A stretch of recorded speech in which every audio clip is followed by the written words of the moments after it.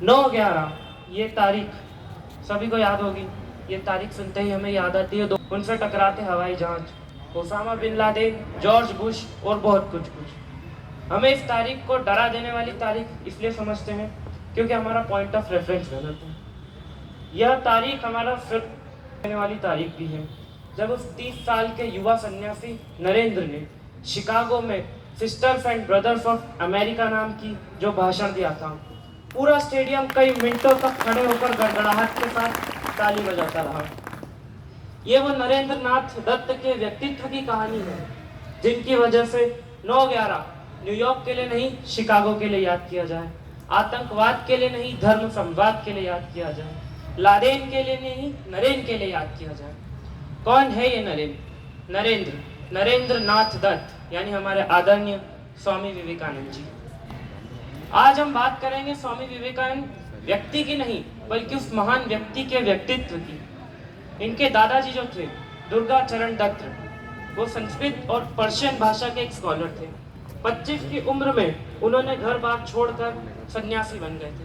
इसलिए स्वामी जी के लिए सन्यासी बनना कोई नई या अजीब बात नहीं थी। दूसरी तरफ इनके पिताजी की बात करते हैं, विश्वनाथ दत्त। ये एक लॉयर थे, बहुत ही वेल एजुकेटेड और प्रोग्रेसिव आदमी थे।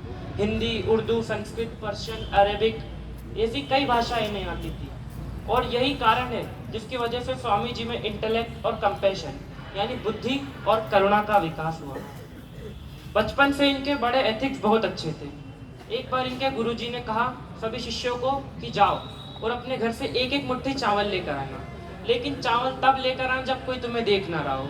सब बच्चे घर गए, अपने घर से एक एक मुट्ठी चावल लेकर आए, परंतु स्वामी जी चावल लेकर नहीं आए। उनके गुरुजी ने पूछा तुम चावल क्यों नहीं लेकर आए? तो उन्होंने कहा गुरुजी आपने कहा था चावल तब लाना जब कोई देख ना रहा हो, पर मैं जानता हूँ कि भगवान हमें सदैव देख रहा है। ये सर तो क्या? स्वामी जी जो थे वो बचपन से बड़े ही फोकस्ड व्यक्ति थे। एक बार की बात है, यह घर के बाहर बैठकर पढ़ रहे थे। इनके पास से पूरी बारात निकल गई, इन्हें पता तक नहीं चला। लोग इनसे आके पूछते रहे कि नरेंद्र यहाँ से बारात निकली? तो ये बोले ये कब हुआ? मुझे तो पता भी नहीं चला यहाँ से कोई बारात निकली थी। ये कहते हैं कि ये शब्द मेरे नहीं है, पर इन शब्दों से मैं जीवन में बड़ा प्रभावित हूँ। ये शब्द है उत्तिष्ठ जागृत प्राप्त वरा निबोधत। इनका अर्थ है उठो जागो तब तक लक्ष्य के पीछे भागो जब तक प्राप्त ना हो जाए। Arise, awake and stop until you don't achieve your goal। ये जो थे कैरेक्टर के बहुत पक्के व्यक्ति थे। एक बार क्या हुआ, एक अंग्रेज ने इनसे पूछा कि स्वामी जी आप why don't you wear proper clothes like gentlemen? आप एक जेंटलमैन की तरह अच्छे कपड़े क्यों नहीं पहनते हो? स्वामी जी मुस्कुराए और उन्होंने जवाब दिया कि तुम्हारी संस्कृति में तुम्हारा टेलर तुम्हें कैरेक्टरवान बनाता है, तुम्हें जेंटलमैन बनाता है, लेकिन हमारी संस्कृति में हमारा जो कैरेक्टर होता है वो हमें जेंटलमैन बनाता है।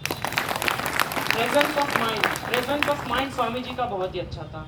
ये एक अद्भुत व्यक्ति थे। इन्हें दुनिया भर में इंडियन कम्युनिटी को पावरफुल और पॉपुलर बनाया। जो हमारी वैदिक संस्कृति थी उसको पावरफुल और पॉपुलर बनाया। 9/11 शिकागो में कॉन्फ्रेंस थी 1893 में।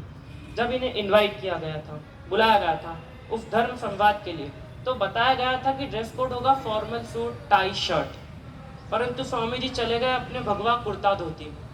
अमेरिकन्स को बहुत बुरा लगा, उन्होंने कहा था सूट में आना था। तो वहाँ पे ऐसा था कि स्वामी जी का जो वक्ता था उनको सबसे पहले बोलना था, परंतु वो चुके थे स्वामी जी से नाराज। तो उन्होंने क्या करा, स्वामी जी का नाम ऊपर से काट के बिल्कुल आखिरी में लिख दिया। वो सबको वहाँ बोलने के लिए दिए जा रहे थे 10-10 मिनट, उन्हें स्वामी जी का टाइम कर दिया मात्र 2 मिनट। उन्होंने सोचा कि आखिरी के 2 मिनट बचेंगे, कोई से सुनेगा ही नहीं, सब उठकर चले जाएंगे। सब ने उनको अपने 10-10 मिनट बोला, फिर आई स्वामी जी की बारी। जब स्वामी जी बोलने के लिए गए तो उन्होंने 2 मिनट नहीं, 10 मिनट नहीं, 15 मिनट नहीं, 50 मिनट नहीं, पूरे 90 मिनट तक अपनी वहाँ पे वक्ता दिया, अपनी स्पीच दी। और जब उन्होंने स्पीच दे रहे थे तो पूरे 8000 लोगों से भरा स्टेडियम बार बार बीच में खड़ा होकर तालियां बजाता रहा। पूरे 2.5 मिनट तक वहाँ तालियों की गड़गड़ाहट बजती रही। विश्व धर्म संसद में स्वामी विवेकानंद का सबसे महान वक्ता था ये।